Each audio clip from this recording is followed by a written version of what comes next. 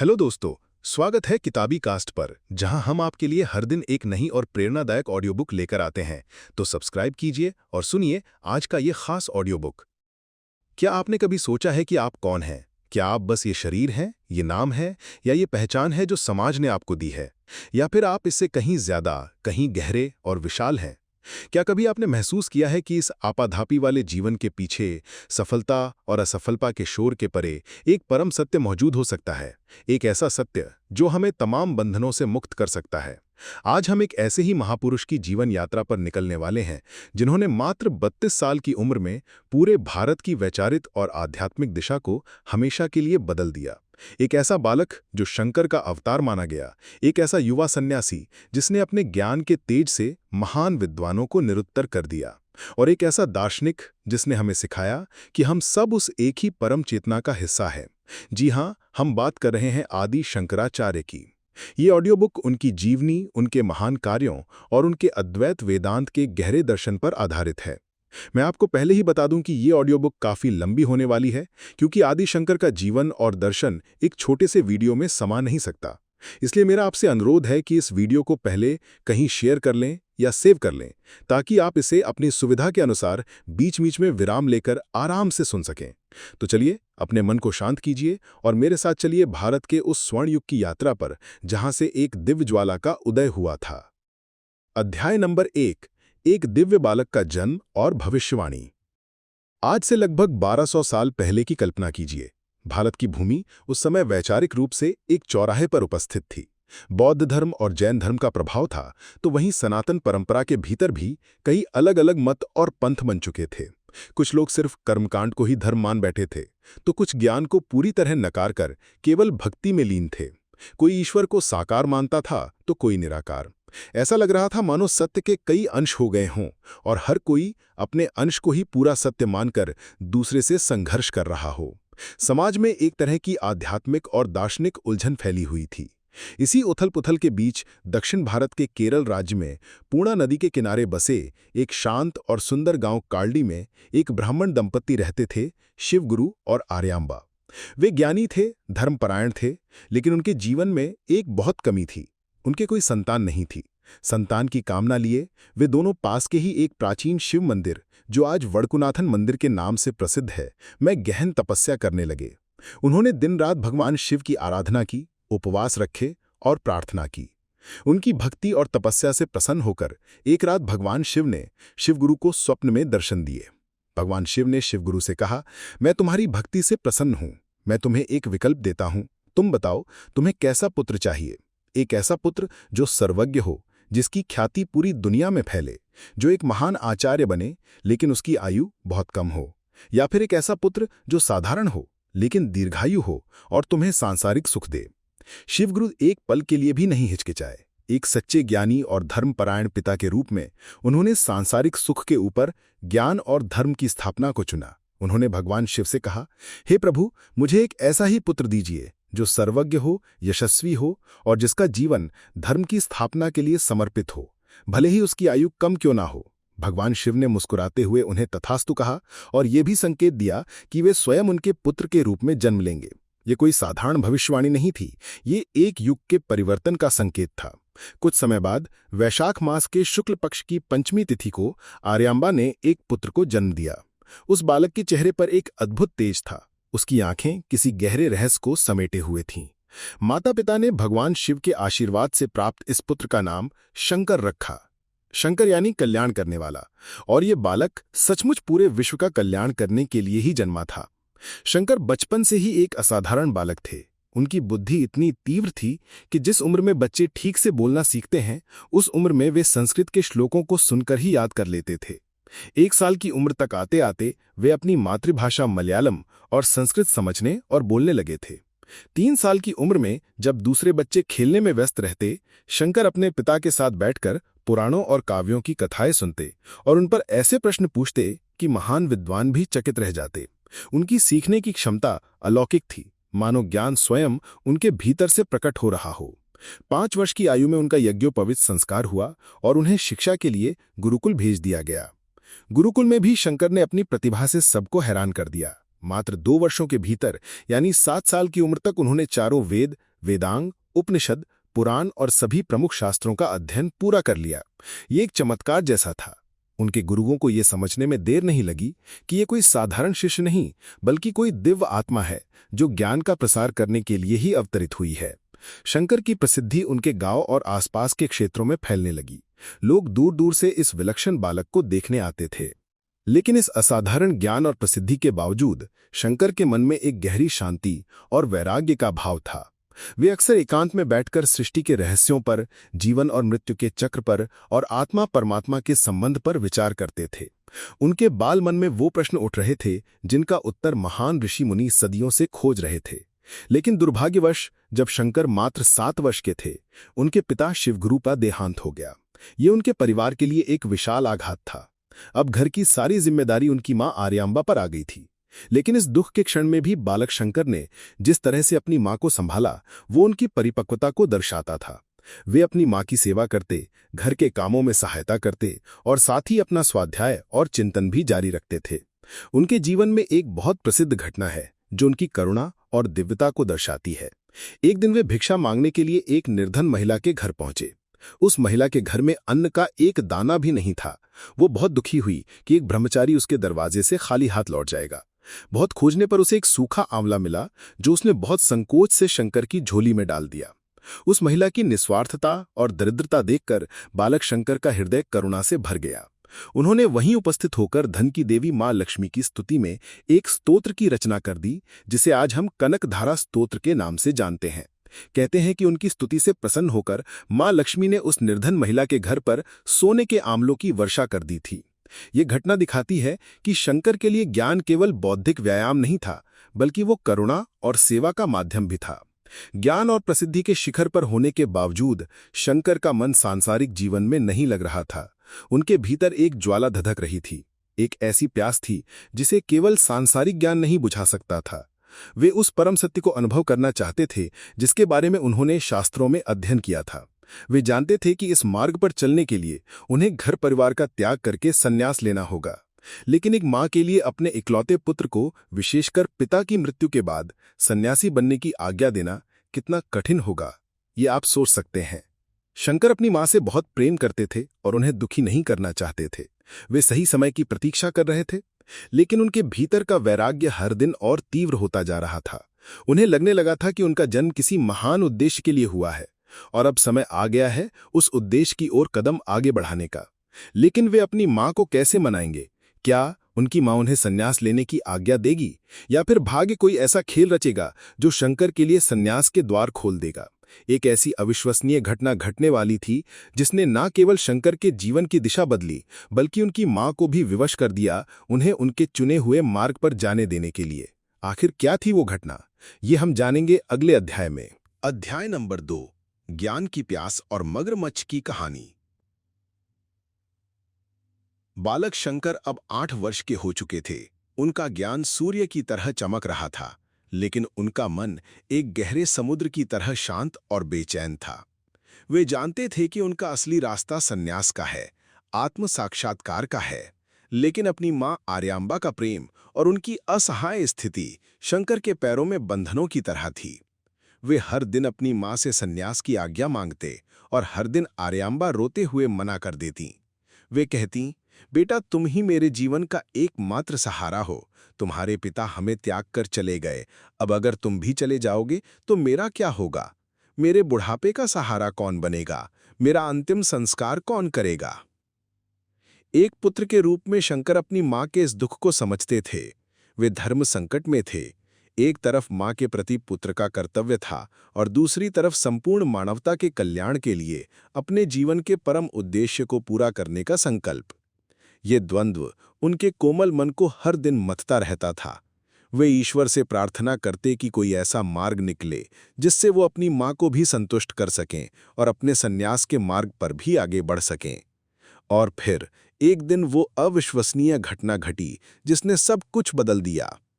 उस दिन शंकर अपनी मां के साथ पास की पूर्णा नदी में स्नान करने गए थे। आर्यांबा नदी के किनारे अपने वस्त्र धो रही थीं और शंकर नदी में स्नान कर रहे थे। वे पानी में डुबकी लगा ही रहे थे कि अचानक उनके पैर में एक तेज दर्द हुआ। उन्होंने नीचे देखा तो वे अचंभित रह गए। एक विशाल मगरमच्छ ने उनका पैर अपने मुंह में थाम लिया था और उन्हें पानी के गहरे हिस्से की ओर खींच रहा था। शंकर ने अपनी पूरी ताकत से चिल्लाया, माँ मुझे बचाओ, एक मगरमच्छ ने मेरा पैर थाम लिया है। आर्यांबा ने जब ये देखा तो उनकी दुनिया ही हिल गई। वे असहाय होकर चिल्लाने लगीं, मदद के लिए पुकारने लगीं, लेकिन आसपास कोई नहीं था। उन्होंने देखा कि उनका इकलौता बेटा उनकी आंखों के सामने मौत के मुंह में समा रहा है। शंकर ने अपनी पूरी शक्ति लगाकर खुद को बचाने की कोशिश की, लेकिन मगरमच्छ की गिरफ्त बहुत मजबूत थी। वे धीरे धीरे पानी में डूब रहे थे। अपनी मां की बेबसी और अपनी मृत्यु को निकट देखकर शंकर के मस्तिष्क में एक विचार कौंधा। उन्होंने इसे ईश्वर का एक संकेत माना। अपनी अंतिम सांसें गिनते हुए उन्होंने अपनी मां से कहा, मां, ऐसा लगता है कि मेरा अंत निकट है। ये मगरमच्छ मुझे नहीं त्यागेगा। मेरी एक अंतिम इच्छा है, मुझे अभी इसी क्षण मन से संन्यास लेने की आज्ञा दे दो। शास्त्रों में कहा गया है कि यदि कोई व्यक्ति संन्यास की अवस्था में मरता है तो उसे मोक्ष की प्राप्ति होती है। अगर तुम मुझे आज्ञा दे दोगी तो कम से कम मैं शांति से मर सकूंगा। अब आप आर्यांबा की स्थिति की कल्पना कीजिए। एक तरफ उनके बेटे की निश्चित मृत्यु थी और दूसरी तरफ उसकी अंतिम इच्छा। उनके पास सोचने का समय नहीं था। अपने बेटे को इस तरह व्यथित देखकर और उसकी अंतिम इच्छा को पूरा करने के लिए उन्होंने रोते हुए और कांपती हुई आवाज में कहा, हाँ बेटा, हाँ, मैं तुम्हें संन्यास लेने की आज्ञा देती हूं। तुम इस जीवन को त्याग कर संन्यास ग्रहण करो। जैसे ही आर्यांबा के मुंह से ये शब्द निकले, एक चमत्कार हुआ। जिस मगरमच्छ ने शंकर का पैर इतनी मजबूती से थाम रखा था, उसने अचानक अपनी गिरफ्त ढीली कर दी और शंकर को त्याग कर गहरे पानी में गायब हो गया। शंकर तैरकर किनारे पर आ गए। वे जीवित थे, पूरी तरह सुरक्षित। आर्यांबा ने तेजी से उन्हें गले से लगा लिया। वे अपनी खुशी और आश्चर्य को संभाल नहीं पा रही थीं, लेकिन जब उनकी भावनाएं कुछ शांत हुईं तो उन्हें अपने शब्द याद आए। शंकर ने अपनी मां की ओर देखा और शांत भाव से कहा, मां, आपने मुझे संन्यास लेने की आज्ञा दे दी है। अब मैं एक सन्यासी हूं। ये मेरा दूसरा जन्म है। मगरमच्छ के रूप में वो मृत्यु थी जिसने मेरे पुराने जीवन को थाम लिया था, और आपकी आज्ञा से मुझे एक नया जीवन मिला है जो कि अब पूरी तरह से संन्यास धर्म के लिए समर्पित है। आर्यांबा ये सुनकर स्तब्ध रह गईं। उन्होंने सोचा था कि खतरा टल गया है और अब सब कुछ पहले जैसा हो जाएगा। उन्होंने कहा, बेटा, मैंने तो तुम्हारी जान बचाने के लिए ऐसा कहा था। अब तो तुम सुरक्षित हो, अब तुम संन्यास क्यों लोगे? शंकर ने विनम्रता से अपनी मां को समझाया, मां, एक बार दी गई आज्ञा वापस नहीं ली जा सकती। आपने मुझे संन्यास धर्म में प्रवेश करने की अनुमति दी है। ये एक आपद संन्यास था, यानी विपत्ति के समय लिया गया संन्यास, लेकिन ये मान्य है। अब मैं गृहस्थ जीवन में वापस नहीं लौट सकता। मेरा जीवन अब मेरा नहीं है, ये जगत के कल्याण के लिए है। आर्यांबा फूट फूट कर रोने लगीं, लेकिन शंकर ने उन्हें सांत्वना दी और एक वचन दिया जो संन्यास के इतिहास में अभूतपूर्व था। आमतौर पर एक सन्यासी अपने परिवार से सारे संबंध विच्छेद कर लेता है और कभी वापस नहीं लौटता, यहाँ तक कि अपने माता पिता के अंतिम संस्कार में भी शामिल नहीं होता। लेकिन शंकर ने अपनी माँ से कहा, माँ, मैं तुम्हें वचन देता हूँ कि जब भी तुम अपने अंतिम समय में मुझे याद करोगी, मैं दुनिया के किसी भी कोने में हूँ, मैं तुम्हारे पास आऊँगा और मैं ही तुम्हारा अंतिम संस्कार करूँगा। ये वचन सुनकर आर्यांबा को कुछ शांति मिली। उन्हें यह एहसास हो गया था कि उनका बेटा कोई साधारण मनुष्य नहीं है और उसे रोकना अब संभव नहीं है। भारी मन से, लेकिन अपने बेटे के महान भविष्य की कामना करते हुए उन्होंने उसे विदा किया। इस तरह मात्र 8 साल की उम्र में शंकर ज्ञान की खोज में एक सच्चे गुरु की तलाश में घर से निकल गए। ये कोई आसान यात्रा नहीं थी। वे अकेले थे, उनके पास कुछ भी नहीं था सिवाय उनके दृढ़ संकल्प और तीव्र वैराग्य के। वे पैदल ही भारत की यात्रा पर निकल चले। वे जंगलों से गुजरे, नदियों को पार किया, पर्वतों को लांघा। वे रास्ते में मिलने वाले साधुओं, संतों और विद्वानों से मिलते, उनसे चर्चा करते, लेकिन उनके मन की प्यास अभी भी शांत नहीं हुई थी। वे एक ऐसे गुरु की तलाश में थे जो उन्हें ब्रह्म का, उस परम सत्य का साक्षात अनुभव करा सकें। उन्हें किसी ने बताया कि नर्मदा नदी के किनारे एक गुफा में एक महान योगी रहते हैं जिनका नाम है गोविंद भगवत्पाद। वे परम ज्ञानी गौड़पादाचार्य के शिष्य हैं और उन्होंने आत्म साक्षात्कार कर लिया है। शंकर को लगा कि यही वो गुरु हैं जिनकी उन्हें तलाश है। वे मध्य भारत की ओर नर्मदा नदी की ओर चल दिए। उनकी ये यात्रा कई महीनों तक चली। इस यात्रा में उन्होंने भारत के विभिन्न रूपों को देखा, समाज की विभिन्न समस्याओं को समझा और उनका संकल्प और भी दृढ़ होता गया। अंततः एक लंबी और कठिन यात्रा के बाद वो नर्मदा नदी के तट पर पहुंचे। उन्होंने वहां एक गुफा का पता लगाया जहां कहा जाता था कि गोविंदाचार्य तपस्या में लीन हैं। शंकर उस गुफा के द्वार पर जाकर उपस्थित हो गए। लेकिन क्या गुरु उन्हें इतनी आसानी से स्वीकार कर लेंगे? क्या उन्हें कोई परीक्षा देनी होगी? एक 8 साल का बालक एक महान योगी को कैसे प्रभावित करेगा? उस गुफा के भीतर शंकर का इंतजार क्या कर रहा था? इन सभी सवालों का जवाब हमें अगले अध्याय में मिलेगा, जहां एक गुरु और एक असाधारण शिष्य का ऐतिहासिक मिलन होने वाला है। अध्याय नंबर 3, गुरु की खोज और नर्मदा के तट पर ज्ञान का उदय। नर्मदा का पवित्र तट, शांत वातावरण, नदी की कलकल करती धारा और हवा में एक अजीब से आध्यात्मिक ऊर्जा। 8 वर्षीय बालक शंकर उस गुफा के द्वार पर उपस्थित थे, जिसके भीतर महायोगी गोविंद भगवत पाद समाधि में लीन थे। शंकर ने गुफा के बाहर से ही विशाल आदर और विनम्रता के साथ अपने गुरु को प्रणाम किया और उनकी स्तुति में कुछ श्लोकों की रचना करके उनका गान करने लगे। उनकी आवाज में इतनी भक्ति, इतना ज्ञान और इतनी सच्चाई थी कि समाधि में लीन गोविंद भगवतपाद की चेतना पर भी उसका प्रभाव हुआ। उन्होंने अपनी आंखें खोली। गुफा के द्वार पर उपस्थित इस तेजस्वी बालक को देखकर वे हैरान हुए। उन्होंने अपनी गंभीर और प्रभावशाली आवाज में पूछा, तुम कौन हो? ये एक साधारण प्रश्न नहीं था, ये एक गुरु की पहली परीक्षा थी। एक योगी ये नहीं पूछ रहा था कि तुम्हारा नाम क्या है या तुम कहां से आए हो। वे पूछ रहे थे, तुम्हारी असली पहचान क्या है, तुम्हारा स्वरूप क्या है। इस गहरे प्रश्न का उत्तर ही ये तय करने वाला था कि शंकर शिष्य बनने के योग्य हैं या नहीं। बालक शंकर ने इस प्रश्न का जो उत्तर दिया वो आज भी अद्वैत वेदांत के दर्शन का सार माना जाता है। उन्होंने किसी लाग लपेट के बिना पूरे आत्मविश्वास के साथ एक 10 श्लोकों का स्तोत्र सुनाया, जिसे निर्वाण षटकम या आत्म षटकम के नाम से जाना जाता है।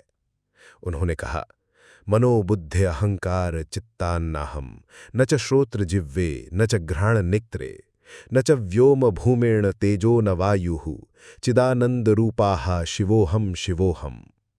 इसका अर्थ है, मैं मन नहीं, बुद्धि नहीं, अहंकार नहीं और न ही चित्त हूं। मैं कान, जीभ, नाक या आंखें भी नहीं हूं।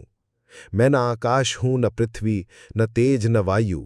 मैं तो चिदानंद स्वरूप शिव हूं। मैं ही शिव हूं।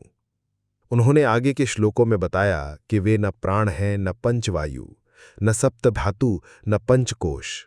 उन्हें न किसी से राग है, न द्वेष, न लोभ है, न मोह, न धर्म, न अर्थ, न काम, न मोक्ष। वे तो पुण्य और पाप से भी परे हैं। वे सुख और दुख से भी परे हैं। वे तो बस नित्य, शुद्ध, बुद्ध, मुक्त स्वभाव वाले आनंद स्वरूप परम चेतना है। इस एक उत्तर में शंकर ने अपने आत्मज्ञान का पूरा परिचय दे दिया था। उन्होंने बता दिया था कि वे खुद को ये शरीर या मन नहीं मानते, बल्कि वे खुद को उस अविनाशी, अजर, अमर आत्मा के रूप में पहचानते हैं जो स्वयं ब्रह्म का ही अंश है। गोविंद भगवतपाद इस उत्तर को सुनकर अभिभूत हो गए। वे समझ गए कि ये कोई साधारण बालक नहीं है, बल्कि ये वही दिव्य आत्मा है जिसके आगमन की भविष्यवाणी उनके गुरु गौड़ापादाचार्य ने की थी। उन्होंने जान लिया था कि जिस ज्ञान को उन्होंने वर्षों की तपस्या से प्राप्त किया है, वो ज्ञान इस बालक के भीतर सहज रूप से ही विद्यमान है। उन्होंने शंकर को गुफा के भीतर बुलाया और उन्हें अपना शिष्य स्वीकार कर लिया। ये गुरु और शिष्य का एक ऐतिहासिक मिलन था। एक ऐसा गुरु जिसे अपने ज्ञान को सौंपने के लिए एक योग्य पात्र मिल गया था, और एक ऐसा शिष्य जिसे अपने सहज ज्ञान पर अंतिम मुहर लगाने के लिए एक सिद्ध गुरु का सानिध्य मिल गया था। गोविंद भगवतपाद ने शंकर को सन्यास की विधिवत दीक्षा दी। उन्होंने उन्हें योग की क्रियाएं, ध्यान की गहन विधियां और वेदांत के गूढ़ रहस्यों की शिक्षा दी। शंकर ने एक आदर्श शिष्य की तरह अपने गुरु की सेवा की और उनसे ज्ञान प्राप्त किया। वे गुरु के हर आदेश का पालन करते और अपनी तीव्र बुद्धि से हर रहस्य को तुरंत समझ लेते। उनके गुरु ये देखकर अत्यंत प्रसन्न होते कि उनका शिष्य ज्ञान को केवल याद नहीं कर रहा, बल्कि उसे अपने अनुभव में उतार रहा है। इसी दौरान एक और चमत्कारिक घटना घटी जिसने गुरु के मन में शंकर की योग्यता को पूरी तरह से स्थापित कर दिया। एक बार वर्षा ऋतु में नर्मदा नदी में भयंकर जल प्लावन आ गया। नदी का पानी इतना आगे आ गया कि वो उस गुफा में घुसने लगा जहां गोविंद भगवत्पाद समाधि में लीन थे। बाकी शिष्य घबराकर यहां-वहां भागने लगे, लेकिन शंकर शांत रहे। उन्होंने देखा कि अगर पानी गुफा में भर गया तो उनके गुरु की समाधि भंग हो जाएगी और उनके जीवन को भी खतरा हो सकता है। शंकर ने तुरंत अपना कमंडल उठाया, उसे गुफा के मुहाने पर रखा और कुछ मंत्रों का उच्चारण किया। कहते हैं कि उनके योग बल के प्रभाव से बाढ़ का सारा पानी उस छोटे से कमंडल में समा गया और गुफा में एक बूंद भी पानी नहीं घुसा। जब गोविंद भगवत्पाद की समाधि टूटी और उन्होंने ये दृश्य देखा तो वे अपने शिष्य की योग्य सिद्धि और गुरु भक्ति से अत्यंत प्रभावित हुए। उन्होंने शंकर को गले से लगा लिया और कहा, बेटा, जैसे तुमने अपने कमंडल में इस विशाल नदी को समाहित कर लिया, वैसे ही तुम वेदांत के विशाल ज्ञान को अपने भाष्यों में समाहित करोगे। तुमने जो कुछ भी सीखना था वो सीख लिया है। अब तुम्हारा यहां रहने का समय समाप्त हुआ। गोविंद भगवत्पाद ने शंकर को आदेश दिया, अब तुम काशी जाओ। काशी, जो भगवान शिव की नगरी है, ज्ञान और मोक्ष की भूमि है, वहां जाकर ब्रह्मसूत्र, उपनिषद और श्रीमद् भगवद गीता पर भाष्य लिखो। इस समय सनातन धर्म पर कई तरह के वैचारिक आक्रमण हो रहे हैं। तुम अपने ज्ञान के प्रकाश से अज्ञान के इस अंधकार को दूर करो और अद्वैत वेदांत के सत्य को पुनः स्थापित करो। यही तुम्हारे जीवन का उद्देश्य है। गुरु का आदेश पाकर शंकर ने उन्हें प्रणाम किया और काशी की ओर प्रस्थान कर दिया। अब वे केवल शंकर नहीं थे, वे भगवत्पाद शंकराचार्य बनने की राह पर थे। वे गुरु के दिए हुए मिशन को पूरा करने के लिए निकल चले थे। एक ऐसा मिशन जो उन्हें पूरे भारत में घुमाएगा, उन्हें उस समय के सबसे महान विद्वानों के साथ शास्त्रार्थ करने के लिए प्रेरित करेगा और हिंदू धर्म के इतिहास को हमेशा के लिए बदल देगा। लेकिन काशी में उनका स्वागत कैसे होगा? क्या वहां के विद्वान एक युवा सन्यासी के ज्ञान को स्वीकार करेंगे?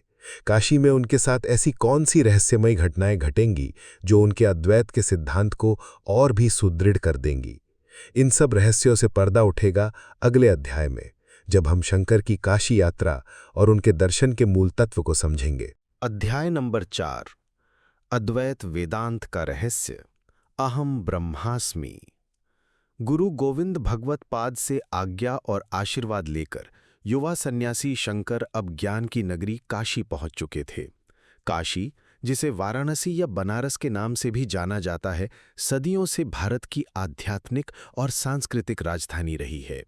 गंगा के घाट, हजारों मंदिर और हर गली में गूंजते वेद मंत्र। ये शहर अपने आप में एक जीवंत शास्त्र की तरह था। लेकिन ये शहर ज्ञानियों और विद्वानों का केंद्र भी था, जहां किसी नए विचार को स्थापित करना आसान नहीं था।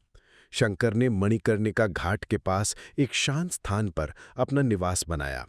वे हर दिन गंगा में स्नान करते, भगवान विश्वनाथ के दर्शन करते और अपना समय ध्यान, चिंतन और लेखन में बिताते। धीरे धीरे उनके ज्ञान और तेजस्वी व्यक्तित्व की चर्चा काशी के विद्वानों के बीच होने लगी। कई जिज्ञासु और शिष्य उनके पास आने लगे और उनसे ज्ञान प्राप्त करने लगे। यहीं पर उन्हें अपना सबसे पहला और सबसे प्रिय शिष्य मिला, सनंदन, जो बाद में पद्मापादाचार्य के नाम से प्रसिद्ध हुए। शंकर ने अपने गुरु के आदेश अनुसार सबसे पहले ब्रह्मसूत्र पर अपना भाष्य लिखना शुरू किया। ब्रह्मसूत्र, जिसे वेदांत सूत्र भी कहा जाता है, महर्षि व्यास द्वारा रचित एक अत्यंत गूढ़ और संक्षिप्त ग्रंथ है, जिसमें उपनिषदों के सार को सूत्रों के रूप में पिरोया गया है। इन सूत्रों को समझना किसी योग्य गुरु के भाष्य के बिना लगभग असंभव है। शंकर ने अपने भाष्य के माध्यम से इन सूत्रों की ऐसी व्याख्या प्रस्तुत की जिसने पूरे दार्शनिक जगत में हलचल मचा दी। उन्होंने अपने भाष्य का आधार बनाया अद्वैत वेदांत के सिद्धांत को। अब सवाल उठता है कि ये अद्वैत वेदांत है क्या? इसे सरल भाषा में समझना बहुत जरूरी है, क्योंकि यही शंकराचार्य के पूरे जीवन और मिशन का केंद्र है। अद्वैत का अर्थ है जो दो नहीं है, यानी एक। अद्वैत वेदांत का मूल सिद्धांत ये है कि इस पूरी सृष्टि में केवल एक ही परम सत्य है, और वो है ब्रह्म। ब्रह्म ही एकमात्र वास्तविकता है। वो निराकार है, निर्गुण है, अनंत है, शाश्वत है और सर्वव्यापी है। वो सृष्टि का कारण भी है और कार्य भी। तो फिर ये जो दुनिया हमें दिखाई देती है, ये पर्वत, नदियाँ, इंसान, जानवर, सुख दुख, ये सब क्या है? शंकराचार्य कहते हैं कि ये सब माया है। माया को आप ब्रह्म की एक रहस्यमयी शक्ति समझ सकते हैं, जो हमें इस अनेकता का भ्रम दिखाती है। इसे समझने के लिए एक प्रसिद्ध उदाहरण है अंधेरे में रखी हुई रस्सी और सांप का। मान लीजिए आप एक अंधेरे कमरे में जाते हैं और वहां एक रस्सी रखी है। अंधेरे के कारण आप उसे गलती से सांप समझ लेते हैं। अब जैसे ही आप उसे सांप समझते हैं, आपके मन में भय पैदा होता है। आपका दिल तेजी से धक धक करने लगता है, आप चिल्लाने लगते हैं। ये सारी प्रतिक्रियाएं बिल्कुल असली हैं। लेकिन क्या वहां सच में कोई सांप था? नहीं, वहां तो केवल एक रस्सी थी। सांप का अस्तित्व केवल आपके अज्ञान और भ्रम के कारण था। जैसे ही आप प्रकाश जलाते हैं, आपको रस्सी का ज्ञान होता है और सांप का भ्रम तथा उससे संलग्न भय तुरंत गायब हो जाता है। शंकराचार्य कहते हैं कि ठीक इसी तरह ब्रह्म ही वो रस्सी है, एकमात्र सत्य है, और ये जो दुनिया हमें अपने अलग अलग रूपों में दिखाई देती है, वो उस सांप की तरह है जो माया के अंधकार के कारण हमें सत्य प्रतीत होती है। ये दुनिया पूरी तरह से झूठी नहीं है। जैसे सांप का विचार पूरी तरह से झूठा नहीं था, उसने आप पर वास्तविक प्रभाव डाला, लेकिन ये परम सत्य भी नहीं है। इसका अपना एक व्यवहारिक अस्तित्व है, लेकिन पारमार्थिक या अंतिम सत्य केवल ब्रह्म ही है। अब आता है सबसे क्रांतिकारी विचार। शंकराचार्य कहते हैं कि हमारी जो आत्मा है, जिसे हम मैं कहते हैं, उस ब्रह्म से अलग नहीं है। आत्मा और ब्रह्म एक ही हैं। इसी को उन्होंने महावाक्य अहम ब्रह्मास्मि यानी मैं ही ब्रह्म हूं और तत्वमसि यानी तुम ही वो हो के माध्यम से समझाया। हम अज्ञान के कारण खुद को इस शरीर, मन और बुद्धि तक सीमित मान लेते हैं। हम सोचते हैं कि मैं राम हूँ, मैं एक पुरुष हूँ, मैं एक चिकित्सक हूँ, मैं दुखी हूँ, मैं सुखी हूँ। ये सब हमारी उपाधियां हैं, हमारी पहचान नहीं। ये वैसा ही है जैसे घट के भीतर का आकाश और घट के बाहर का आकाश। घट के भंग हो जाने पर क्या भीतर का आकाश बाहर के आकाश से अलग होता है? नहीं, वो हमेशा से एक ही था। बस घट की दीवार ने एक अलगाव का भ्रम पैदा कर रखा था। ठीक इसी तरह ये शरीर और मन उस घट की तरह है और हमारी आत्मा उस आकाश की तरह है जो परम ब्रह्म से अभिन्न है। जिस दिन हमें ज्ञान का प्रकाश मिलता है और हम इस शरीर और मन रूपी घट से अपनी पहचान हटा लेते हैं, उसी क्षण हमें अपने वास्तविक ब्रह्म स्वरूप का बोध हो जाता है। इसी को मोक्ष या आत्म साक्षात्कार कहते हैं। मोक्ष कोई ऐसी चीज नहीं है जो मरने के बाद किसी स्वर्ग में मिलती है। मोक्ष इसी जीवन में, इसी क्षण में अनुभव करने की अवस्था है। ये बस अपने सच्चे स्वरूप को जान लेना है। काशी में रहते हुए ही एक और प्रसिद्ध घटना घटी जिसने इस सिद्धांत को और भी बल दिया। एक दिन शंकराचार्य अपने शिष्यों के साथ गंगा स्नान के लिए जा रहे थे।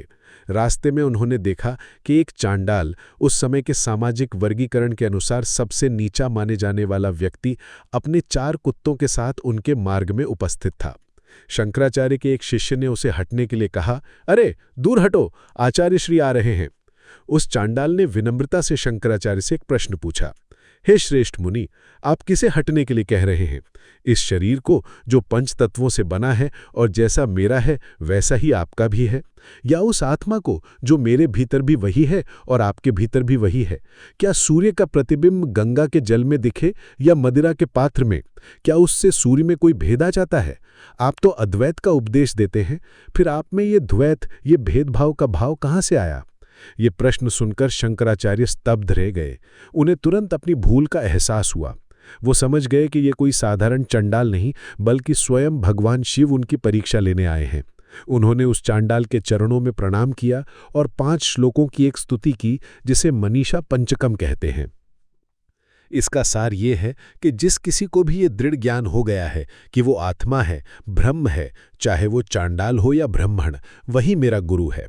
इस घटना ने शंकराचार्य के अद्वैत के विश्वास को व्यावहारिक रूप से और भी मजबूत कर दिया। उन्होंने अपने दर्शन का आधार केवल शास्त्र नहीं बल्कि अनुभव बनाया। अब शंकराचार्य का यश चारों दिशाओं में फैल चुका था। उन्होंने ब्रह्मसूत्र के अलावा उपनिषदों और भगवद गीता पर भी अपने अद्भुत भाष्य पूरे कर लिए थे। इन तीनों को मिलाकर प्रस्थान त्रयी कहा जाता है, जो वेदांत दर्शन के 3 मुख्य स्तंभ हैं। अपने इन भाष्यों के माध्यम से उन्होंने अद्वैत के सिद्धांत को तार्किक रूप से और शास्त्र सम्मत तरीके से स्थापित कर दिया था। लेकिन केवल किताबें लिखना ही काफी नहीं था। उस समय भारत में कई अन्य दार्शनिक मत प्रचलित थे जो अद्वैत के विचार का खंडन करते थे, विशेषकर पूर्व मीमांसा दर्शन जो वेदों के कर्मकांडीय पक्ष पर बहुत जोर देता था और ज्ञान मार्ग को महत्वहीन मानता था। इस दर्शन के सबसे प्रमुख विद्वान थे कुमारिल भट्ट। शंकराचार्य जानते थे कि जब तक इन विरोधी मतों को शास्त्रार्थ में पराजित नहीं किया जाएगा, तब तक अद्वैत का सिद्धांत पूरी तरह से स्थापित नहीं हो पाएगा। उन्हें पता चला कि कुमारिल भट्ट प्रयाग में हैं। शंकराचार्य ने अपने सबसे प्रमुख वैचारिक प्रतिद्वंदी से मिलने का निश्चय किया। वे अपने शिष्यों के साथ प्रयाग की ओर चल दिए। एक महान वैचारिक महासंग्राम की भूमिका तैयार हो रही थी। लेकिन जब शंकराचार्य प्रयाग पहुंचे तो उन्होंने एक ऐसा दृश्य देखा जिसने उन्हें हिलाकर रख दिया। कुमारिल भट्ट स्वयं अपने शरीर को अग्नि में जला रहे थे। आखिर ऐसा क्या हुआ था कि इतना महान विद्वान आत्मदाह कर रहा था? क्या शंकराचार्य उनसे शास्त्रार्थ कर पाएंगे या फिर कुमारिल भट्ट उन्हें किसी और के पास भेजेंगे जो शंकराचार्य के जीवन की सबसे कठिन परीक्षा लेंगे? इसका उत्तर हमें मिलेगा अगले रोमांचक अध्याय में। अध्याय नंबर 5, शास्त्रार्थ का महासंग्राम और मंडन मिश्र से अद्भुत संवाद। युवा शंकराचार्य जब प्रयाग पहुंचे तो वे उस महान विद्वान कुमारिल भट्ट से मिलने के लिए उत्सुक थे, जो कर्मकांड के सबसे विशाल समर्थक थे। शंकराचार्य जानते थे कि अद्वैत वेदांत के ज्ञान मार्ग को स्थापित करने के लिए कुमारिल भट्ट के कर्मकांड मार्ग का तार्किक खंडन करना आवश्यक है। लेकिन जब वे उस स्थान पर पहुंचे जहां कुमारिल भट्ट थे, तो उन्होंने एक हृदय विदारक दृश्य देखा। कुमारिल भट्ट भूसे की एक धीमी अग्नि में बैठकर आत्मदाह कर रहे थे। शंकराचार्य ने उन्हें रोका और पूछा, हे श्रेष्ठ विद्वान, आप ये क्या कर रहे हैं? कुमारिल भट्ट ने उन्हें बताया कि उन्होंने अपने जीवन में 2 विशाल पाप किए हैं। पहला, उन्होंने बौद्ध गुरुओं से उनके दर्शन को सीखने के बहाने ज्ञान प्राप्त किया और फिर उसी ज्ञान का उपयोग बौद्ध मत के खंडन के लिए किया, जो एक तरह से गुरुद्रोह था। दूसरा, उन्होंने वेदों के कर्मकांडीय पक्ष पर इतना जोर दिया कि उन्होंने ईश्वर के अस्तित्व को ही नकार दिया था, जो कि एक तरह से नास्तिकता थी। इन पापों के प्रायश्चित के लिए वो आत्मदाह कर रहे थे। शंकराचार्य ने उन्हें अपने अद्वैत वेदांत के बारे में बताया और कहा कि ज्ञान की अग्नि से विशाल पाप भी भस्म हो जाते हैं, उन्हें ये करने की आवश्यकता नहीं है। कुमारिल भट्ट शंकराचार्य के ज्ञान से बहुत प्रभावित हुए। उन्होंने कहा, हे युवा सन्यासी, तुम्हारा दर्शन अद्भुत है और मैं इससे सहमत हूं। काश मैं तुमसे पहले मिला होता, लेकिन अब मैंने प्रायश्चित का संकल्प ले लिया है और मैं इससे पीछे नहीं हट सकता। लेकिन अगर तुम सच में कर्मकांड के सिद्धांत को शास्त्रार्थ में पराजित करना चाहते हो, तो तुम्हें मेरे सबसे योग्य शिष्य से मिलना होगा। उसका नाम है मंडन मिश्र। वो माहिष्मती नगरी में रहता है और कर्मकांड का मुझसे भी विशाल ज्ञाता और समर्थक है। वो एक गृहस्थ है, लेकिन उसका ज्ञान और तर्क क्षमता अद्वितीय है। यदि तुम उसे शास्त्रार्थ में हरा दोगे तो ये माना जाएगा कि तुमने पूरे मीमांसा दर्शन को पराजित कर दिया है। कुमारिल भट्ट ने शंकराचार्य को यह भी बताया कि मंडन मिश्र को खोजना आसान नहीं है। उन्होंने एक पहचान बताई, तुम माहिष्मती में उस घर को खोजना जिसके दरवाजे पर एक पिंजरे में तोते भी वेदों के कर्मकांड और ज्ञानकांड के विषयों पर बहस कर रहे हों। यह सुनकर शंकराचार्य समझ गए कि वे किसी असाधारण विद्वान से मिलने जा रहे हैं। कुमारिल भट्ट को प्रणाम कर और उनकी आत्मा की शांति की कामना कर शंकराचार्य अपनी शिष्य मंडली के साथ माहिष्मती की ओर चल दिए। माहिष्मती पहुंचकर उन्होंने वैसा ही एक घर खोज निकाला जैसा कुमारिल भट्ट ने बताया था। घर के बाहर से ही वेद मंत्रों की ध्वनि आ रही थी। जब शंकराचार्य ने दरवाजा खटखटाया तो मंडन मिश्र स्वयं बाहर आए। वे उस समय अपने पिता का श्राद्ध कर्म कर रहे थे और एक सन्यासी को अपने दरवाजे पर देखकर वे बहुत क्रोधित हुए। उन्होंने शंकराचार्य का अपमान करते हुए कहा, एक सन्यासी का श्राद्ध कर्म के समय घर पर आना अशुभ है, तुम यहां क्यों आए हो? शंकराचार्य ने शांति से उत्तर दिया, मैं भिक्षा के लिए नहीं बल्कि शास्त्रार्थ की भिक्षा मांगने आया हूं। मंडन मिश्र एक अभिमानी विद्वान थे। उन्होंने एक युवा सन्यासी की चुनौती को स्वीकार कर लिया। अब एक ऐसे शास्त्रार्थ की तैयारी होने लगी जिसे भारत के दार्शनिक इतिहास में सबसे महान माना जाता है। लेकिन इस शास्त्रार्थ में निर्णायक या जज कौन होगा? कोई भी साधारण व्यक्ति इन दो महाविद्वानों के बीच निर्णय नहीं दे सकता था। तब ये तय हुआ कि मंडन मिश्र की पत्नी देवी उभय भारती इस शास्त्रार्थ की मध्यस्थता करेंगी। उभय भारती स्वयं एक अत्यंत विदुषी महिला थीं और कहा जाता है कि वे देवी सरस्वती का अवतार थीं। उन्होंने एक शर्त रखी, मैं आप दोनों के गले में एक एक फूलों की माला डालूंगी। शास्त्रार्थ के दौरान जिसके गले की माला पहले मुरझा जाएगी उसे पराजित माना जाएगा। यह शर्त अद्भुत थी, क्योंकि इसका अर्थ था कि हार या जीत का निर्णय केवल तर्कों से नहीं, बल्कि व्यक्ति के आंतरिक तेज, उसकी मानसिक शांति और सत्य पर उसकी गहनता से होगा। जिसके मन में क्रोध, अहंकार या अशांति आएगी, उसके शरीर की ऊर्जा बदलेगी और माला मुरझा जाएगी। अगले दिन माहिष्मती के सभी विद्वानों के सामने ये ऐतिहासिक शास्त्रार्थ शुरू हुआ। एक तरफ थे कर्मकांड के प्रकांड पंडित, गृहस्थ विद्वान मंडन मिश्र, और दूसरी तरफ थे ज्ञान मार्ग के प्रणेता, युवा सन्यासी आदि शंकराचार्य। बहस का विषय था, वेदों का असली तात्पर्य क्या है, कर्मकांड या ज्ञान? मंडन मिश्र ने तर्क दिया कि वेदों का मुख्य उद्देश्य यज्ञ, हवन और विभिन्न कर्मों को करना है, जिनसे स्वर्ग आदि फलों की प्राप्ति होती है। उन्होंने कहा कि ज्ञान केवल कर्मों का एक अंग है, अपने आप में स्वतंत्र नहीं है। वहीं शंकराचार्य ने तर्क दिया कि कर्मकांड चित्त शुद्धि के लिए आवश्यक है, लेकिन वे अंतिम लक्ष्य नहीं है। कर्मों का फल अस्थायी होता है, जबकि ज्ञान से प्राप्त होने वाला मोक्ष ही एकमात्र स्थायी और परम पुरुषार्थ है। उन्होंने उपनिषदों के महावाक्यों का उदाहरण देते हुए ये सिद्ध किया कि वेदों का अंतिम तात्पर्य आत्मा और ब्रह्म की एकता का ज्ञान प्राप्त करना है। ये शास्त्रार्थ कई दिनों तक चलता रहा। दोनों विद्वान अपने अपने पक्ष में अकाट्य तर्क प्रस्तुत कर रहे थे। पूरा वातावरण ज्ञान की ऊर्जा से भर गया था।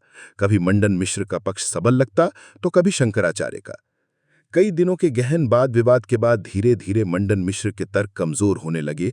वे शंकराचार्य के अद्वैत के तर्कों का उत्तर नहीं दे पा रहे थे। उनके चेहरे पर चिंता और अशांति के भाव आने लगे और फिर देवी उभय भारती ने घोषणा की।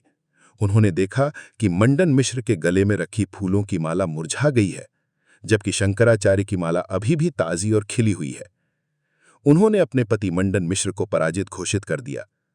शर्त के अनुसार मंडन मिश्र को अब अपना गृहस्थ आश्रम त्याग कर शंकराचार्य का शिष्य बनना था और संन्यास ग्रहण करना था। मंडन मिश्र ने अपनी हार स्वीकार कर ली और वे शंकराचार्य के शिष्य बनने के लिए तैयार हो गए। ये शंकराचार्य के जीवन की सबसे विशाल वैचारिक विजय थी। कर्मकांड के सबसे प्रमुख किले को उन्होंने ध्वस्त कर दिया था। लेकिन कहानी अभी खत्म नहीं हुई थी। जैसे ही मंडन मिश्र संन्यास लेने के लिए तैयार हुए, उनकी पत्नी उभय भारती ने शंकराचार्य को रोक दिया। उभय भारती ने कहा, हे यतिवर, आपने अभी केवल मेरे पति यानी मेरे आधे अंग को ही पराजित किया है। शास्त्रों के अनुसार पत्नी पति की अर्धांगिनी होती है। जब तक आप मुझे शास्त्रार्थ में पराजित नहीं कर देते, तब तक आपकी विजय पूरी नहीं मानी जाएगी। मैं आपसे शास्त्रार्थ करना चाहती हूं। शंकराचार्य एक ब्रह्मचारी सन्यासी थे, जिनका स्त्रियों से बात करना भी वर्जित माना जाता था, लेकिन वे इस चुनौती से पीछे नहीं हट सकते थे। उन्होंने देवी उभय भारती की चुनौती को स्वीकार कर लिया। अब एक और अद्भुत शास्त्रार्थ शुरू हुआ, एक पुरुष सन्यासी और एक स्त्री विदुषी के बीच।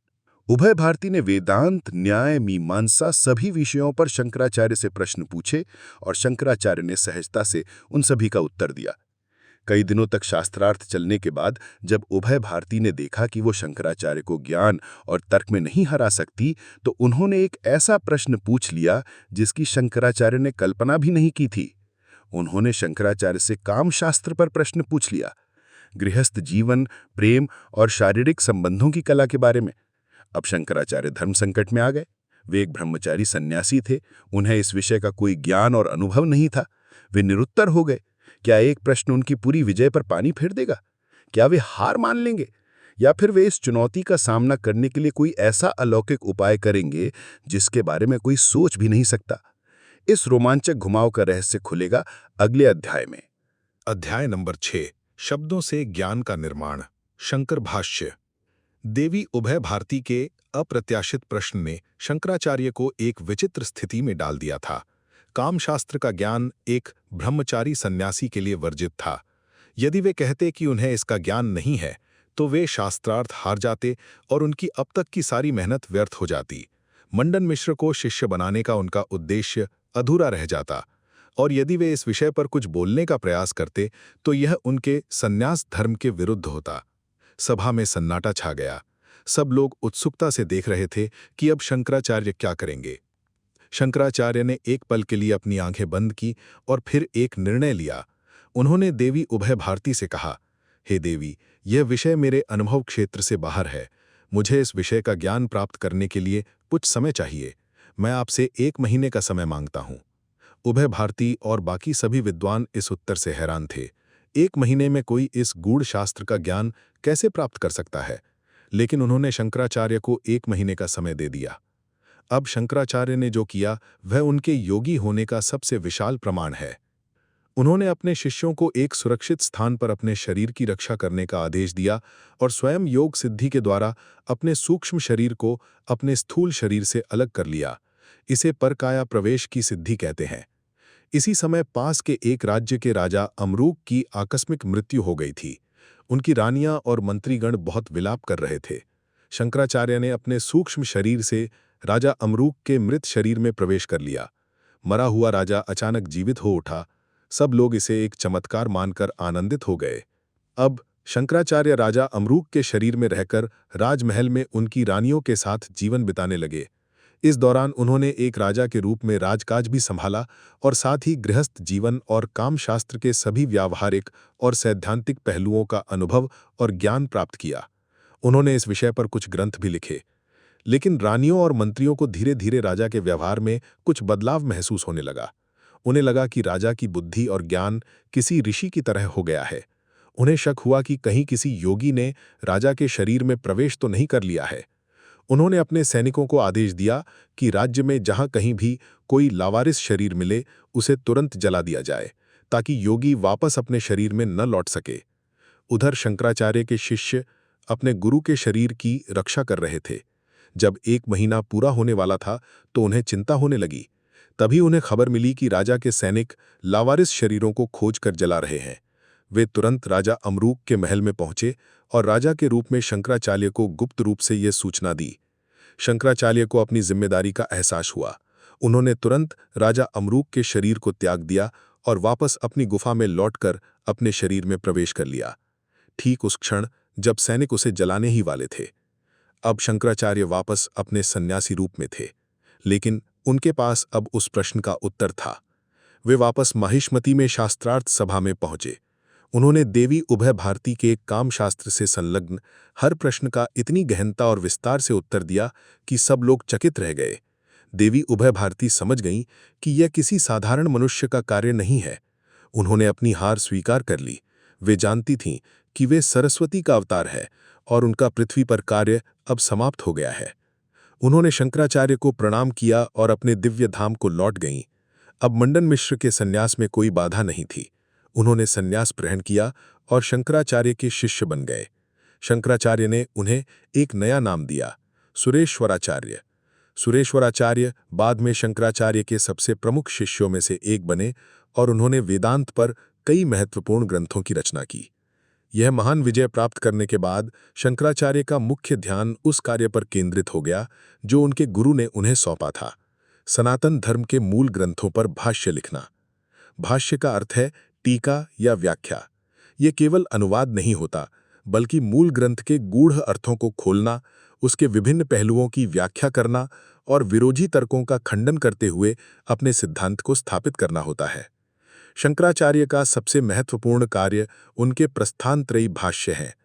प्रस्थानत्रयी यानी वेदांत के 3 आधार स्तंभ, उपनिषद, ब्रह्मसूत्र और श्रीमद् भगवद गीता।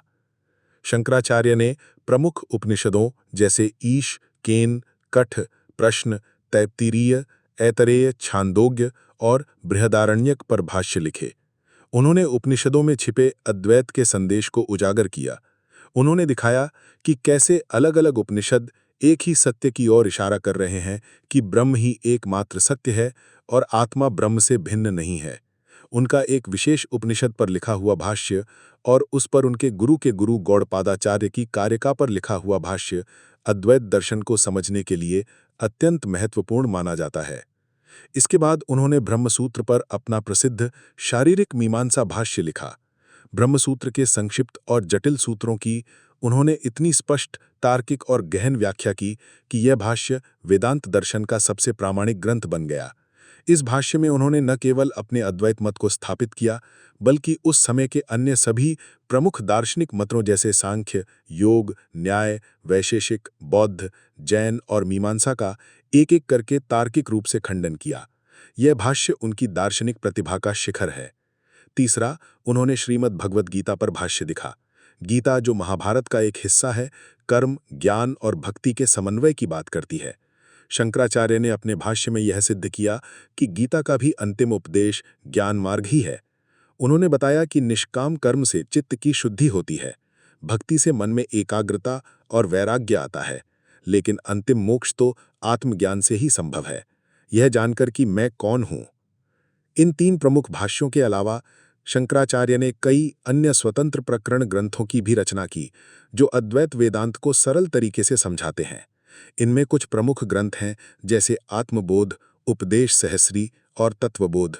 उनके द्वारा रचित एक अन्य महत्वपूर्ण ग्रंथ है विवेक चूड़ामणि, जो अद्वैत के सिद्धांतों को बहुत ही काव्यात्मक ढंग से प्रस्तुत करता है। ये ग्रंथ उन लोगों के लिए है जो सीधे उपनिषदों और ब्रह्मसूत्रों का अध्ययन नहीं कर सकते। इन ग्रंथों में उन्होंने प्रश्न उत्तर की शैली में सुंदर उपमाओं और उदाहरणों के माध्यम से अद्वैत के कठिन सिद्धांतों को बहुत ही सरल बना दिया है। उदाहरण के लिए वे एक ग्रंथ में कहते हैं कि जैसे सोने से बने कंगन, कुंडल, हार आदि नाम और रूप में अलग अलग होते हुए भी सार रूप में सोना ही है, वैसे ही यह जगत नाम और रूप में अलग अलग दिखते हुए भी सार रूप में ब्रह्म ही है। शंकराचार्य के ये भाष्य और ग्रंथ केवल दार्शनिक कृतियां नहीं हैं, वे ज्ञान के प्रकाश स्तंभ हैं। उन्होंने बिखरे हुए और गलत समझे जा रहे वैदिक ज्ञान को एक सुसंगत, तार्किक और अनुभवजन्य दार्शनिक प्रणाली में बांध दिया। उन्होंने शब्दों के माध्यम से ज्ञान का एक ऐसा विशाल महल निर्मित किया जो आज भी दुनिया भर के दार्शनिकों और सत्य के खोजियों को रास्ता दिखा रहा है। लेकिन शंकराचार्य केवल एक दार्शनिक या लेखक नहीं थे, वे एक महान संगठनकर्ता भी थे। वे जानते थे कि इस ज्ञान को आने वाली हजारों संततियों तक सुरक्षित रखने के लिए केवल ग्रंथ लिखना ही काफी नहीं है, इसके लिए एक स्थायी संस्थागत ढांचे की जरूरत है।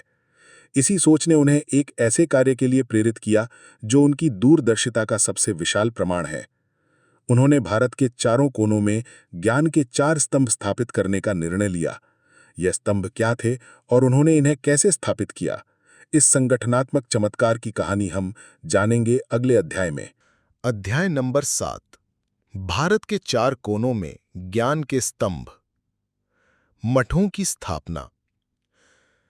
मंडन मिश्र पर विजय और अपने कालजयी भाष्यों की रचना करने के बाद आदि शंकराचार्य अब पूरे भारत में एक वैचारिक क्रांति के प्रणेता बन चुके थे। उन्होंने अद्वैत वेदांत के सिद्धांत को बौद्धिक और शास्त्रीय रूप से स्थापित कर दिया था, लेकिन वे एक दूरदर्शी महापुरुष थे। वे जानते थे कि विचारों को जीवित रखने के लिए और उन्हें वंश परंपरा से आगे बढ़ाने के लिए एक मजबूत संस्थागत प्रणाली की आवश्यकता होती है। केवल किताबें लिख देना या कुछ शिष्य बना लेना काफी नहीं है।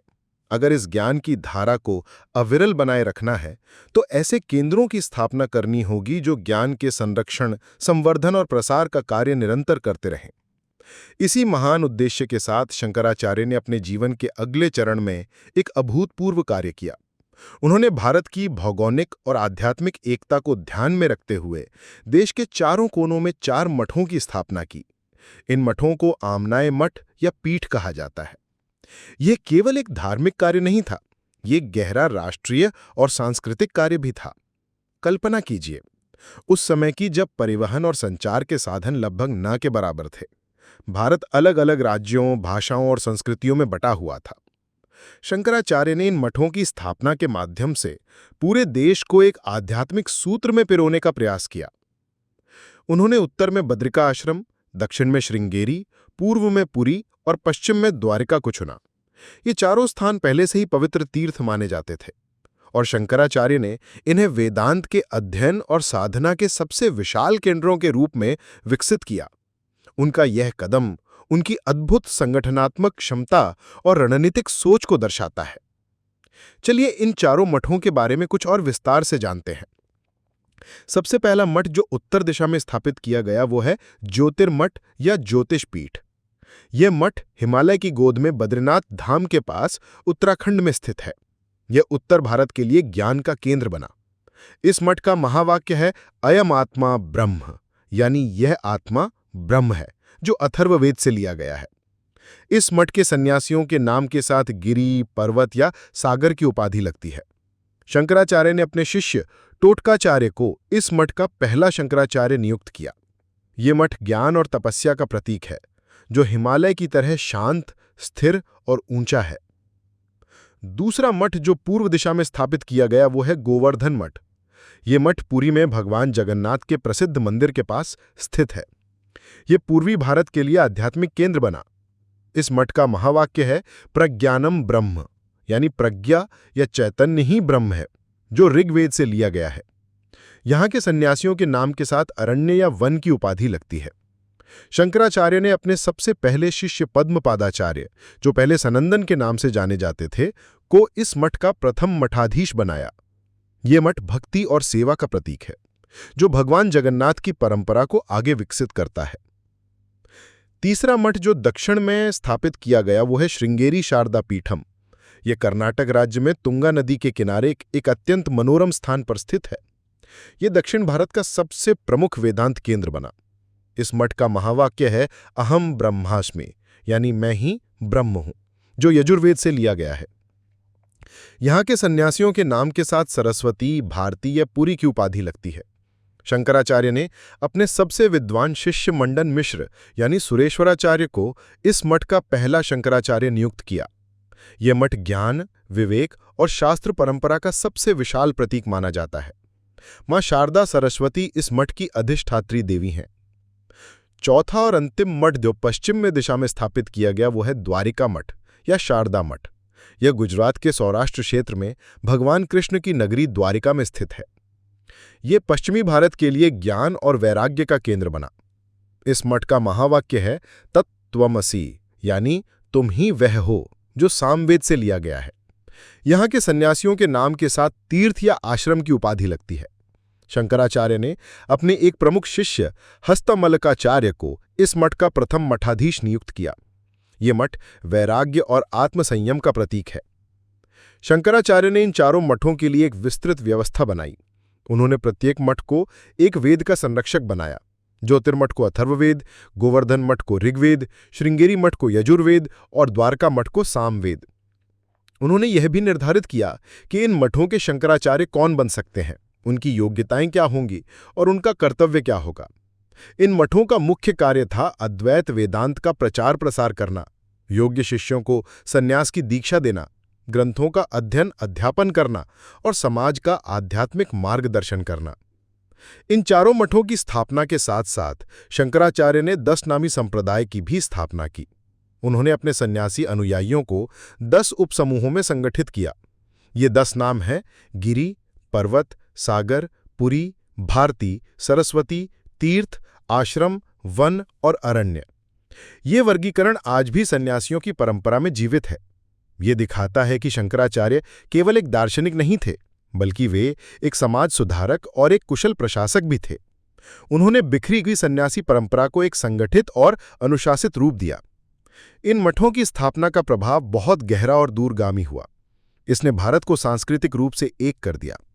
एक उत्तर भारतीय हिंदू ये महसूस करने लगा कि दक्षिण के श्रृंगेरी मठ से उसका आध्यात्मिक संबंध है, और एक दक्षिण भारतीय ये जानने लगा कि उत्तर में बद्रीनाथ के पास उसका अपना एक ज्ञान केंद्र है।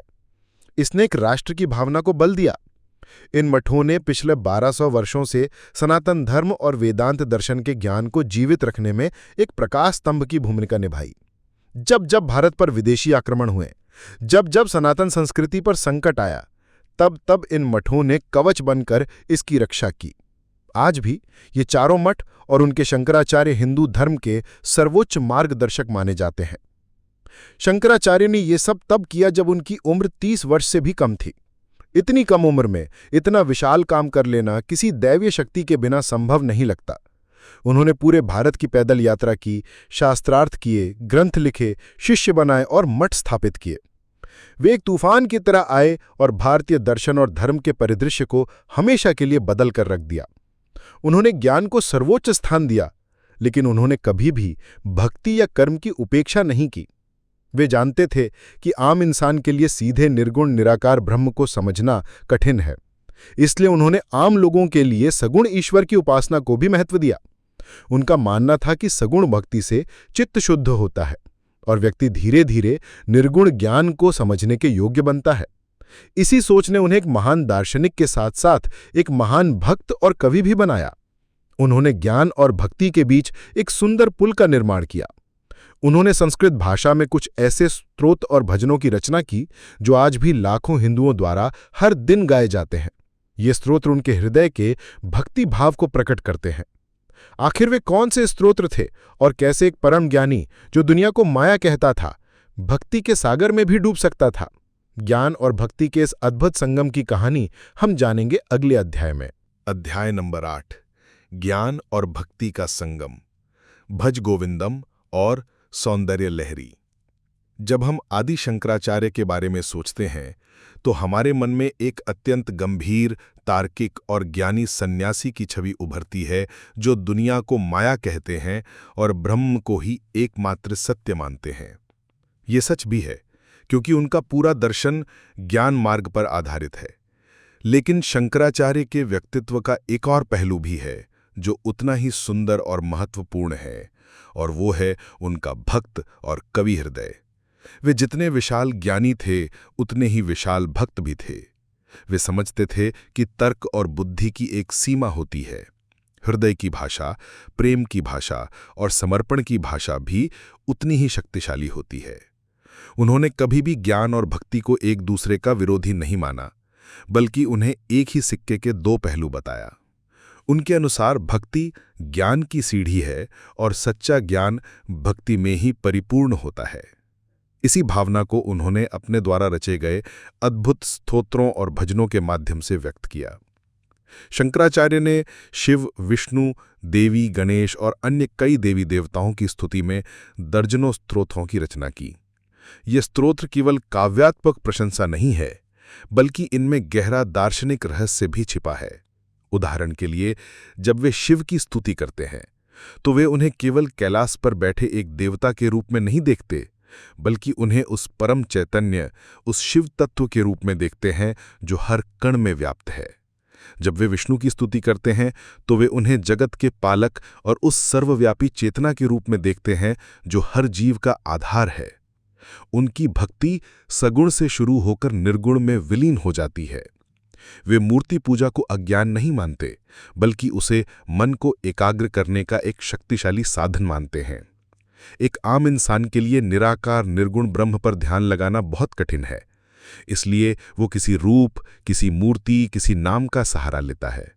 धीरे धीरे जब उसका मन शुद्ध और एकाग्र हो जाता है तो वह उस रूप के पीछे छिपे हुए अरूप, उस नाम के पीछे छिपे हुए अनाम तत्व को भी समझने लगता है। उनके द्वारा रचे गए स्तोत्रों में से सबसे प्रसिद्ध और लोकप्रिय स्तोत्रों में से एक है भज गोविंदम। इस स्तोत्र की रचना के पीछे एक रोचक कहानी है। कहा जाता है कि एक बार शंकराचार्य काशी में अपने शिष्यों के साथ जा रहे थे। उन्होंने देखा कि एक बहुत वृद्ध विद्वान गंगा किनारे बैठकर संस्कृत व्याकरण के नियमों को रट रहे थे। उनकी उम्र ढल चुकी थी, शरीर जर्जर हो चुका था, लेकिन वे अभी भी सांसारिक ज्ञान में ही उलझे हुए थे। ये देखकर शंकराचार्य के मन में करुणा का भाव जागा। उन्होंने सोचा कि ये व्यक्ति जीवन के अंतिम समय पर भी उस परम सत्य को जानने का प्रयास नहीं कर रहा है जो उसे जन्म मृत्यु के चक्र से मुक्त कर सकता है। इसी भाव में भरकर उन्होंने तत्काल कुछ श्लोकों की रचना की, जिनका पहला पद था भज गोविंदम गोविंदम भज मूढ़ मते, और जिसका सार है कि हे मूर्ख बुद्धि वाले, गोविंद का भजन कर, गोविंद का भजन कर, गोविंद का ही भजन कर, क्योंकि जब मृत्यु निकट आ जाएगी तब ये व्याकरण के नियम तुम्हारी रक्षा नहीं करेंगे। इस एक विचार ने उस वृद्ध विद्वान की आंखें खोल दीं। भज गोविंदम, जिसे मोह मुदगर भी कहते हैं, वैराग्य और भक्ति का एक अद्भुत उपदेश है। इसमें शंकराचार्य ने बहुत ही सरल और सीधी भाषा में सांसारिक जीवन की निरर्थकता और नश्वरता को समझाया है। वे कहते हैं कि जब तक व्यक्ति कमाता है तब तक परिवार वाले उससे प्रेम करते हैं, लेकिन जैसे ही शरीर बूढ़ा हो जाता है घर में कोई उससे बात भी नहीं करता। वे कहते हैं कि दिन और रात, शाम और सुबह, बसंत और पतझड़ आते जाते रहते हैं। समय बीतता जाता है, लेकिन इंसान की आशाओं का अंत नहीं होता। वे धन, यौवन और स्त्री संग पर गर्व करने से मना करते हैं, क्योंकि काल एक पल में सब कुछ छीन लेता है। ये स्तोत्र हमें झकझोर कर जगाता है। ये हमें बताता है कि जीवन का असली उद्देश्य केवल खाना पीना, सोना और धन कमाना नहीं है, बल्कि उस गोविंद को, उस परमेश्वर को जानना है। यह स्तोत्र इतना शक्तिशाली और लोकप्रिय हुआ कि आज भी इसे हर मंदिर और आश्रम में गाया जाता है। यह हमें याद दिलाता है कि जीवन बहुत अल्प है और हमें इसे व्यर्थ नहीं गंवाना चाहिए। शंकराचार्य की भक्ति केवल विष्णु तक ही सीमित नहीं थी। वे एक महान शाक्त यानी देवी के उपासक भी थे। उनके द्वारा रचित सौंदर्य लहरी और आनंद लहरी देवी माँ की स्तुति में लिखे गए सर्वश्रेष्ठ काव्यों में से गिने जाते हैं। सौंदर्य लहरी के पहले 41 श्लोक आनंद लहरी कहलाते हैं, जो श्री यंत्र और तंत्र साधना के गूढ़ रहस्यों से भरे हैं। बाद के 59 श्लोक देवी के नख से शिख तक के दिव्य सौंदर्य का वर्णन करते हैं। लेकिन ये केवल शारीरिक सौंदर्य का वर्णन नहीं है। हर अंग के वर्णन के साथ शंकराचार्य उसके दार्शनिक और आध्यात्मिक महत्व को भी उजागर करते हैं। वे देवी को केवल एक स्त्री रूप में नहीं देखते, बल्कि उन्हें शिव की शक्ति, चिद शक्ति के रूप में देखते हैं, जिसके बिना शिव भी शव के समान है। वे कहते हैं कि ब्रह्मा, विष्णु और महेश भी अपना अपना कार्य तभी कर पाते हैं जब उन्हें देवी की कृपा दृष्टि प्राप्त होती है। ये स्तोत्र अद्वैत और तंत्र का एक अद्भुत संगम है, जो दिखाता है कि परम सत्य यानी शिव चेतना और शक्ति के रूप में अविभाज्य है। इसके अलावा उन्होंने शिव आनंद लहरी, गणेश पंचरत्नम, निर्वाण षटकम जो उन्होंने अपने गुरु को पहली बार में सुनाया था, और कई अन्य स्तोत्रों की रचना की। उन्होंने दक्षिणामूर्ति स्तोत्र में गुरु के महत्व को समझाया, जहां शिव को आदि गुरु के रूप में चित्रित किया गया है, जो मौन रहकर ही परम ज्ञान का उपदेश देते हैं। इन सभी रचनाओं को देखने के बाद यह स्पष्ट हो जाता है कि शंकराचार्य के लिए ज्ञान और भक्ति दो अलग अलग रास्ते नहीं थे। वे जानते थे कि एक शुष्क ज्ञानी का हृदय कठोर हो सकता है और एक अंध भक्त का विवेक खो सकता है। इसीलिए उन्होंने ज्ञान और भक्ति के बीच संतुलन बनाने पर जोर दिया। उनका जीवन और उनकी रचनाएं इस बात का प्रमाण है कि एक व्यक्ति परम ज्ञानी होते हुए भी परम भक्त हो सकता है। वह दुनिया को माया समझते हुए भी दुनिया के हर कण में उसी ईश्वर की अभिव्यक्ति देख सकता है। ये शंकराचार्य की महानता थी कि उन्होंने इतने जटिल और गहरे विचारों को एक साथ समन्वित किया। उन्होंने सनातन धर्म को उसकी पूरी समग्रता में प्रस्तुत किया। ज्ञान मार्ग की स्थापना, अद्वैत का प्रचार, भाष्यों की रचना, मठों की स्थापना और भक्ति स्तोत्रों की रचना, यह सब कुछ शंकराचार्य ने मात्र 32 वर्ष की आयु तक पूरा कर लिया था। उन्होंने अपने अल्प जीवन में इतना काम कर दिया था जितना लोग कई जन्मों में भी नहीं कर पाते।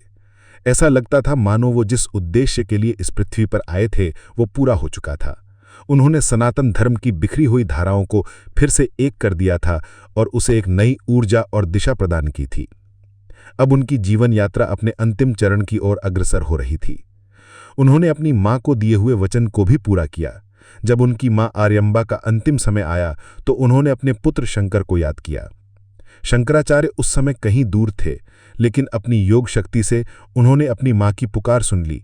वे तुरंत कालड़ी पहुंचे और अपनी मां की सेवा की।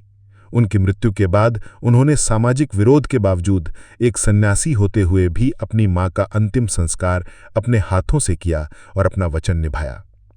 अब समय आ गया था उनकी अंतिम यात्रा का, वो यात्रा जो केदारनाथ के बर्फीले शिखरों पर समाप्त होने वाली थी।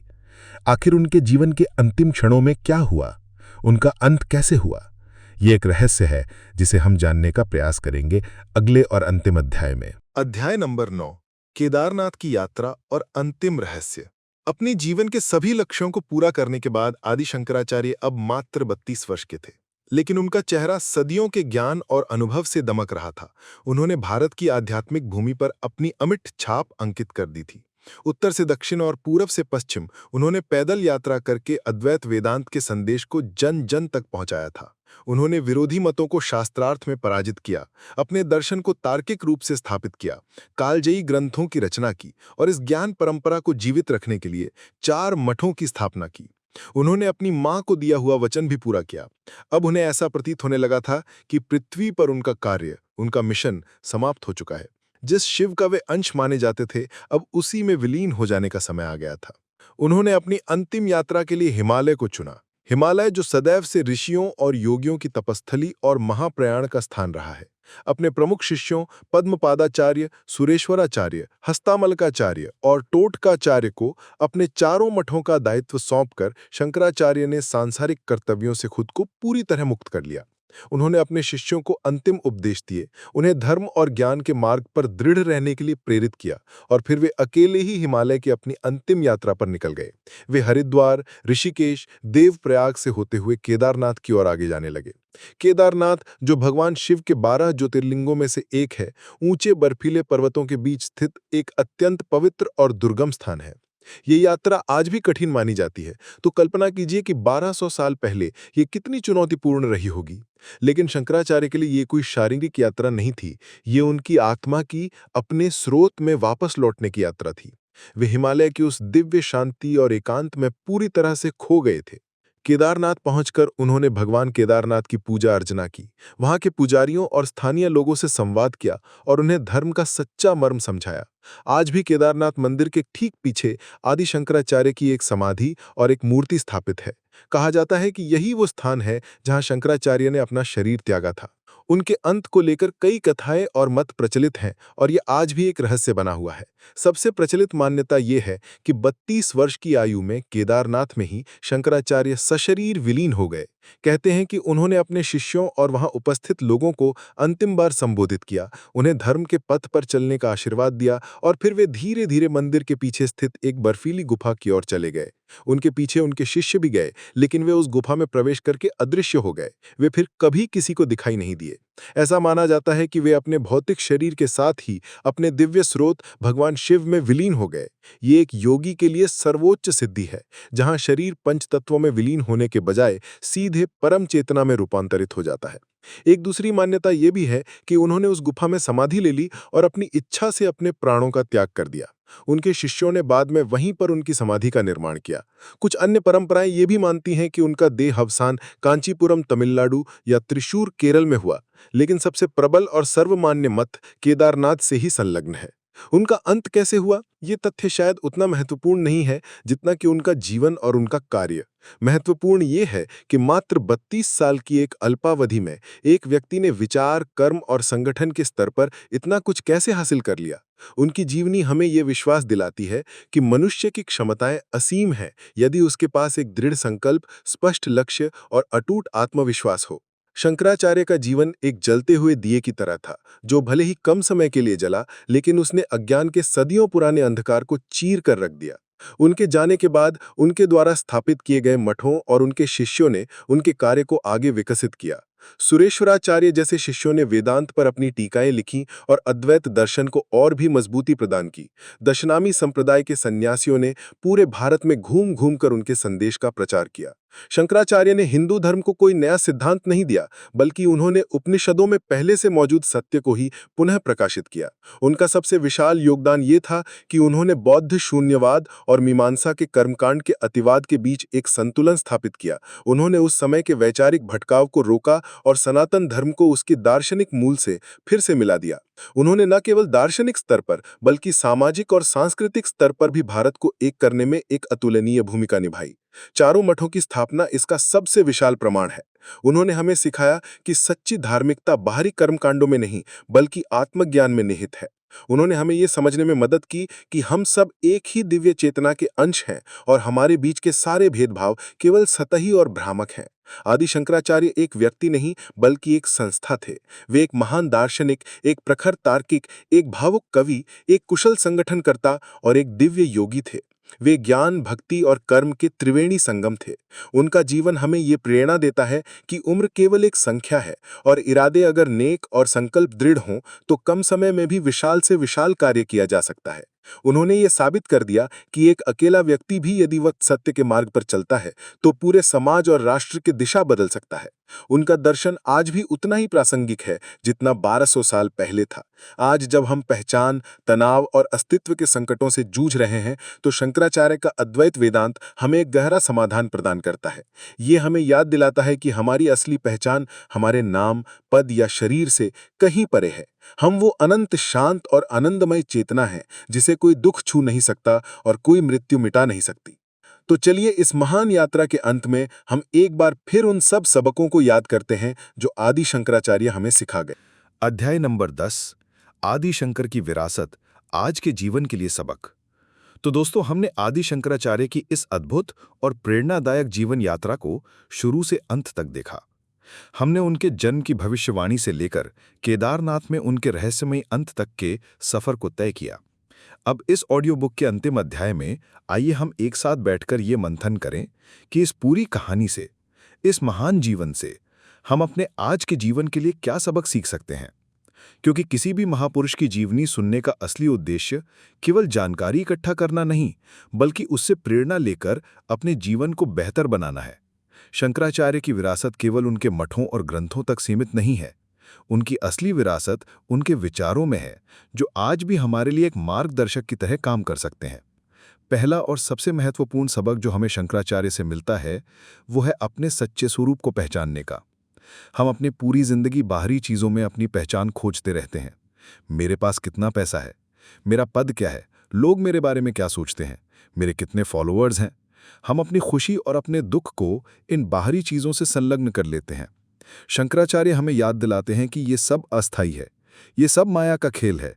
हमारी असली पहचान, हमारा सच्चा मैं इन सबसे परे है। अहम ब्रह्मास्मि का संदेश हमें ये बताता है कि हम सब उस एक ही परम, शांत और आनंदपूर्ण चेतना का हिस्सा है।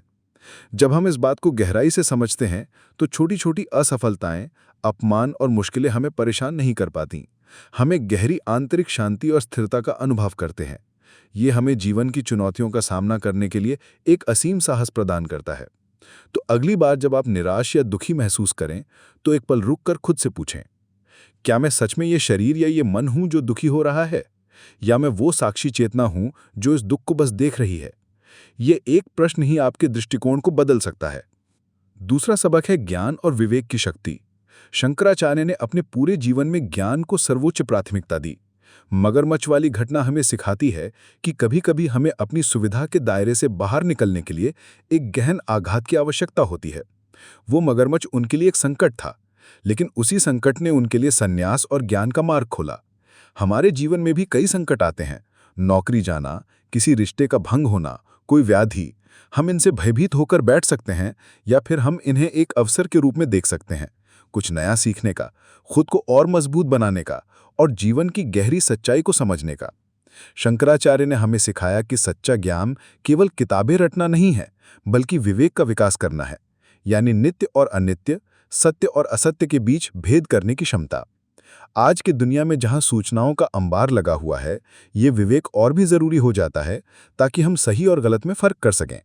तीसरा सबक है कर्म और समर्पण का संतुलन। शंकराचार्य एक सन्यासी थे, लेकिन वे कर्म से कभी नहीं भागे। उन्होंने पूरे भारत की पैदल यात्रा की, जो अपने आप में एक महान कर्म था। उन्होंने ग्रंथ लिखे, शास्त्रार्थ किए, मठ स्थापित किए। उन्होंने हमें निष्काम कर्म का मार्ग दिखाया, यानी कर्म करो, अपना सर्वश्रेष्ठ दो, लेकिन फल की चिंता मत करो, फल को ईश्वर पर अर्पित कर दो। जब हम इस भावना से काम करते हैं तो हमें तनाव और चिंता नहीं होती, हम प्रक्रिया का आनंद लेते हैं। साथ ही उनकी भक्ति और उनके स्तोत्र हमें सिखाते हैं कि ज्ञान के साथ साथ हृदय में समर्पण और विनम्रता का भाव होना भी बहुत जरूरी है।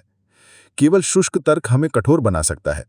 जब हम अपनी क्षमताओं और सफलताओं को ईश्वर का प्रसाद मानते हैं तो हमारे अंदर अहंकार नहीं आता।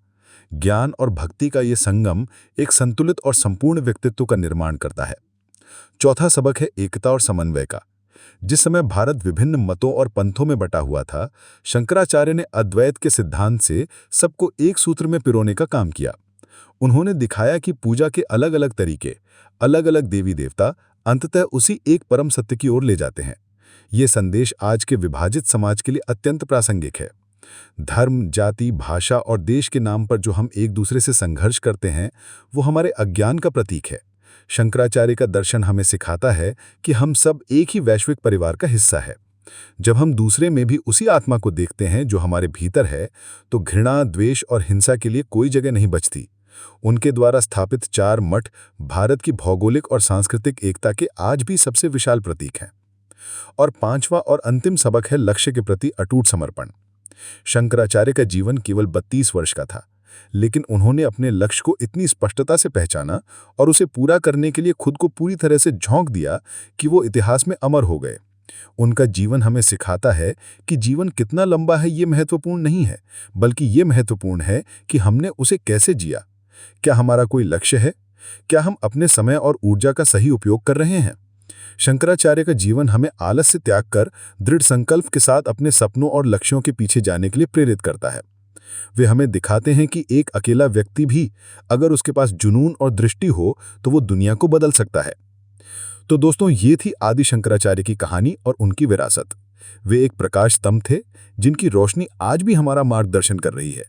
उनका जीवन हमें बेहतर इंसान बनने, अपने सच्चे स्वरूप को पहचानने और एक उद्देश्यपूर्ण जीवन जीने की प्रेरणा देता है। मुझे उम्मीद है कि ये ऑडियो बुक आपको पसंद आई होगी। आदि शंकराचार्य के जीवन और दर्शन की इस गहरी यात्रा में मेरा साथ देने के लिए आपका बहुत बहुत धन्यवाद। अगर इस ऑडियो बुक ने आपके मन में कोई विचार जगाया है, आपको प्रेरित किया है या आपके किसी सवाल का जवाब दिया है, तो हमें बहुत खुशी होगी। प्लीज़ इस वीडियो को लाइक करें ताकि ये और लोगों तक भी पहुंच सके। और सबसे ज़रूरी बात, आपने इस पूरी ऑडियो बुक से जो सबसे खास बात सीखी, आपकी सबसे खास लर्निंग क्या थी, वो नीचे कमेंट्स में हमारे साथ ज़रूर शेयर करें।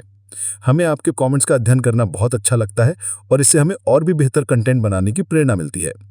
और हाँ, अगर आप किताबी कास्ट चैनल पर नए हैं और आप ऐसे ही ज्ञानवर्धक और प्रेरणादायक ऑडियो बुक हर दिन सुनना चाहते हैं, तो हमारे चैनल किताबी कास्ट को सब्सक्राइब करना ना भूलें और उस बेल आइकन को भी दबा दें ताकि जब भी हम कोई नई ऑडियो बुक अपलोड करें तो आपको सबसे पहले पता चल जाए।